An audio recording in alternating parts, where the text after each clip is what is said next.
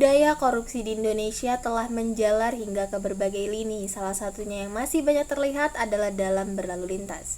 Video tadi merupakan video iklan pelayanan masyarakat Satuan Lalu Lintas Polresta Padang yang diupload di akun YouTube mereka yang bernama Satlantas Polresta Padang, yang merupakan salah satu bentuk dari pelanggaran lalu lintas yang tanpa kita sadari merupakan salah satu tindak korupsi yang masih sering terjadi di Indonesia.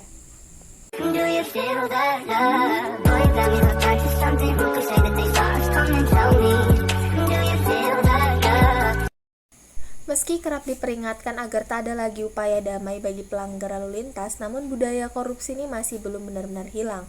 Bahkan menurut Direktur Keamanan dan Keselamatan Korps Lalu Lintas Dirkamsel Korlantas, Brigjen Krisnanda Dwi Laksana, masih ada yang bangga meminta damai kepada petugas karena melanggar lalu lintas.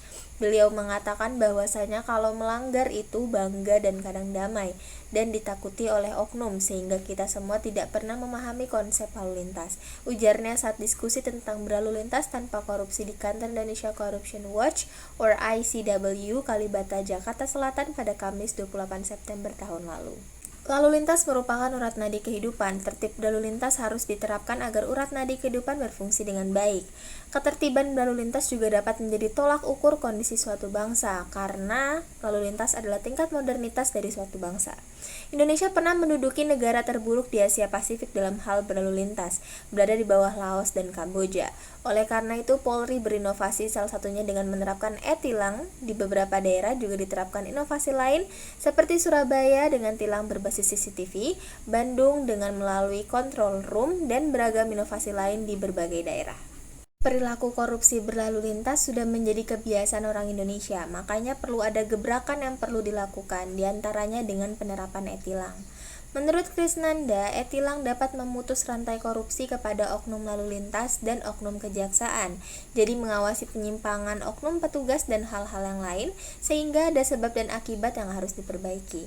Sementara itu, seperti yang kita ketahui, masih adanya oknum-oknum yang bermain dalam penerbitan uji surat izin mengemudi atau SIM. Selain oknum anggota, ada juga oknum masyarakat yang melanggar aturan berlaku lalu lintas yang juga merupakan tindak korupsi. Oleh karena itu, alangkah baiknya bila kesadaran mematuhi aturan berlalu lintas di jalan diterapkan sejak dini.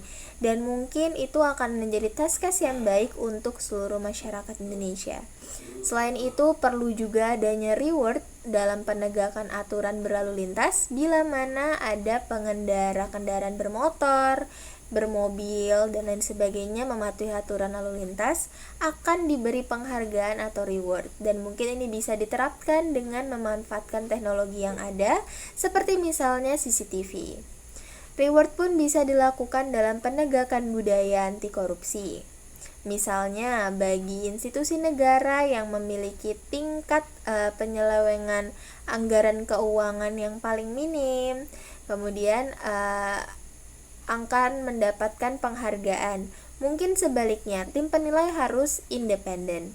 Itu saja yang bisa saya sampaikan. Terima kasih atas perhatiannya. Thank you so much for watching and see ya.